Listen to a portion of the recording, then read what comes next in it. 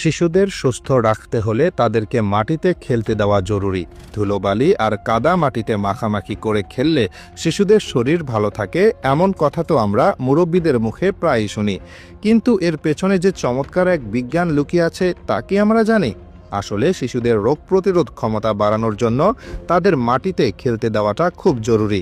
এই খেলার মাধ্যমে তাদের শরীর শেখে কোনটা ভালো আর কোনটা খারাপ। আমাদের শরীরের ভেতরে এক আশ্চর্য প্রতিরক্ষা ব্যবস্থা আছে, যাকে আমরা রোগ প্রতিরোধ ব্যবস্থা বা ইমিউন সিস্টেম বলি। এর প্রধান কাজ হলো বাইরের ক্ষতিকর জীবাণু যেমন ভাইরাস বা ব্যাকটেরিয়াকে চিনে রাখা এবং শরীরকে তাদের আক্রমণ থেকে বাঁচানো। কিন্তু এই ব্যবস্থাটি জন্ম থেকেই সবকিছু চেনে না। একে প্রশিক্ষণের মধ্য দিয়ে যেতে হয়, অনেকটা ক্লাসের ছাত্রছাত্রীদের মতো। শিশুরা যখন মাটিতে খেলে তখন তারা প্রকৃতির হাজারো রকমের জীবাণুর সংস্পর্শে আসে।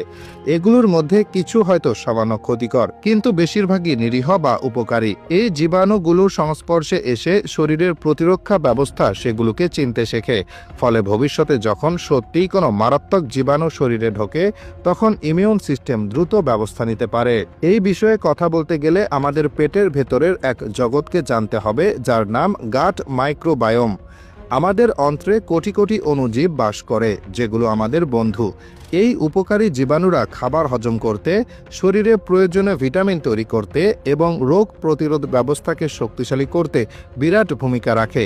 মজার ব্যাপার হলো, এই গাট মাইক্রোবায়োমই ইমিউন সিস্টেমকে সংকেত পাঠায় যে কোনো জীবাণুটি বন্ধু আর কোনটি শত্রু। শিশুর জীবনের প্রথম কয়েক বছর এই মাইক্রোবায়োম গঠনের জন্য সবচেয়ে গুরুত্বপূর্ণ সময়।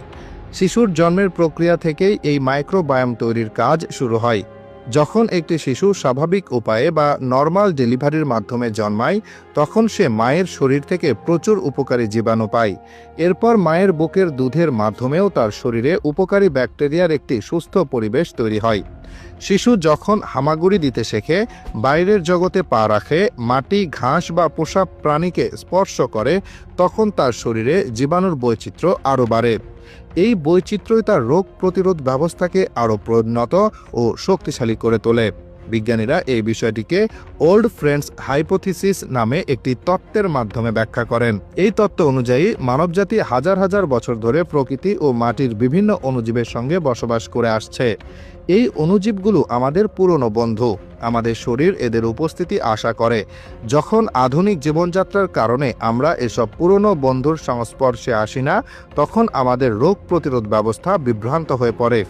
এটি তখন নিরীহ জিনিস যেমন ফুলের রেণু বা ধুলোবালির বিরুদ্ধেও প্রতিক্রিয়া দেখাতে শুরু করে, যা থেকে অ্যালার্জির মতো সমস্যা হয়। তবে কয়েকটি বিষয়